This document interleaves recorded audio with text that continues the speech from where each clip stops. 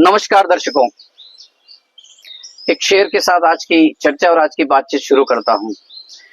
वो हसीन कुछ ज्यादा हो गया है, वो हसीन कुछ ज्यादा हो गया है जब से वो सादा हो गया है। उसकी सादगी, उसकी सरलता, जीवन में सादगी ही तो सच्चे अर्थ में खूबसूरती और सौंदर्य की बड़ी वजह है। दीपक जी नमस्कार। जी जी नमस्कार प्रकाश जी, बहुत अच्छी बात की और मैं समझ गया आपका इशारा किधर है जी, क्योंकि पिछले 6-7 महीनों से इस क्षेत्र में जो कुछ हो रहा है जी, और मुझे एक कहावत याद आती है, यथा राजा तथा प्रजा जी। तो हमारे भी पूर्व राजघराने के महारावल जगमाल सिंह जी की शादी हुई जी, लेकिन वो शादी और पिछले 7 महीनों में गांव-गांव हो रहे आयोजन, इन दोनों को मैं जोड़ सकता हूँ। क्या बात है जी। और जोड़ने के साथ अद्भुत संस्कृति जी, एक तरफ आधुनिक बैंड बाजे जी, तो दूसरी तरफ वो दृश्य भी आपको दिखाऊंगा कि जहाँ आदिवासी कल्चर, आदिवासी संस्कृति जी।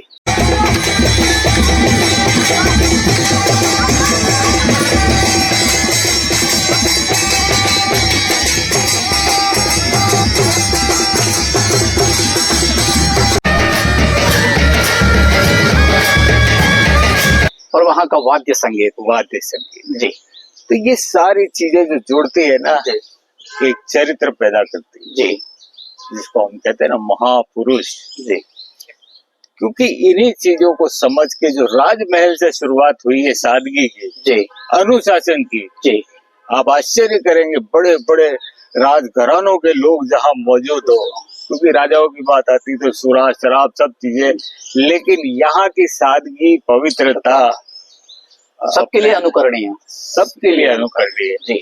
और उसके बाद में जिस तरीके से जी एक संदेश था कि आप अपव्यय नहीं करें। क्या बात है जी। पूरा बांसवाड़ा उत्सुक, हर कोई चाहता है, क्योंकि मैं भी जाता हूँ ना कभी कभी, क्योंकि विद्वान तो है ही जी, हर क्षेत्र के अंदर, तो चाहे स्कूल हो, कॉलेज हो, संगीत की क्लासेस हो, जहाँ अपना योगदान ये व्यक्तित्व दे सकता है, महारावल देने में पीछे नहीं रहे, कहीं पीछे नहीं रहे। तो ये शादी अपने आप में चर्चा का विषय, हाथी भी उतना ही चला जितनी परंपरा, यानी कि राज दरबार का जो मुख्य द्वार वहीं तक, उसके बाद।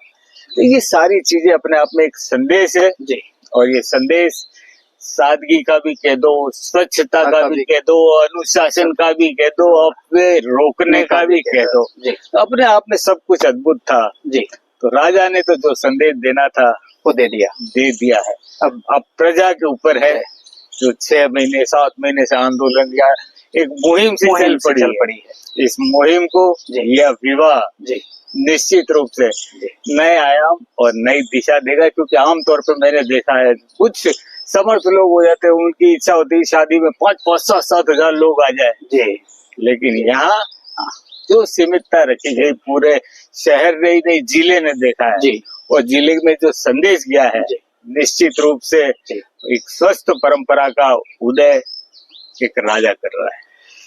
तो दर्शकों, एक खास बात, बांसवाड़ा के श्रीगढ़ पैलेस में जो राजमहल है, वहाँ महाराज जगमाल सिंह जी के परिणय सूत्र में बंधने के जितने भी पारिवारिक, सांस्कृतिक, सामाजिक, आध्यात्मिक आयोजन हुए, सरलता, सादगी, पवित्रता, शुचिता, स्वच्छता सबको लिए हुए थे।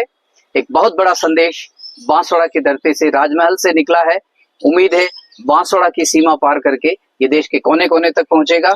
और एक सबसे बड़ी बात ये रही दीपक जी, सरलता, सादगी और अपव्यय रोकने के जितने इंतजाम हुए, उल्लास और उत्साह हर रस्म में, हर गतिविधि में उतना ही बहुत अधिक मात्रा में नजर आया, दिखाई दिया। तो उम्मीद करते हैं हमारे इस एपिसोड में आपको सादगी का, जो हमारे मांगलिक और शुभ प्रसंग है, उसमें पूरी सरलता से उत्साह और उल्लास कई गुना बढ़े, लेकिन अपव्यय कम हो, घटे। एक खास बात जो महाराज जगमाल सिंह जी ने दी इस आयोजन के माध्यम से, कई बार लोग उलाहना भी देते हैं कि जितनी अच्छी बातें हैं वो संदेश केवल आम तबके के लिए होते हैं, लेकिन यहाँ तो राजा ने ही ये साबित कर दिया कि मैं पहले खुद करूंगा और उसके बाद में दूसरों को करने की सीख या उपदेश दूंगा। जी जी, राजा जिसको कहा जाता है ना, एक शब्द आता है दाता जी, दाता यानी देने वाला। तो ये देने वाले हैं और इन्होंने दिया है बांसवाड़ा को वो संदेश जी, जो गांव गांव गली गली गूंज रहा है जी। लेकिन एक ऐसा आदर्श प्रस्तुत किया है कि अब हर कोई पीछे नहीं हटेगा कि राजा जी को देख लेंगे। तो निश्चित रूप से हम ढेरों शुभकामनाएं नए वैवाहिक जीवन के लिए भी देंगे, क्योंकि आज उनकी शादी होने वाली है, विवाह बंधन में बनने वाले। एक शब्द आपने और आध्यात्मिक कहा, तो सुबह से लेकर मैं भी वहां था, मैंने भी देखा है वहां पे जितनी पूजा पाठ और जितनी सामग्री आई, हर सामग्री का पूजन किया गया है वहाँ। तो यही संदेश है दोस्तों, जो भी चीज आपके काम में आ रही है वह देवताओं की दी हुई है, और उसे देवता मानकर, देवता का उपहार मानकर पूजन करे, कामना करे। फिलहाल तो ढेरों शुभकामनाएं और बधाइयां देते हुए इजाजत लेते। नमस्कार। नमस्कार।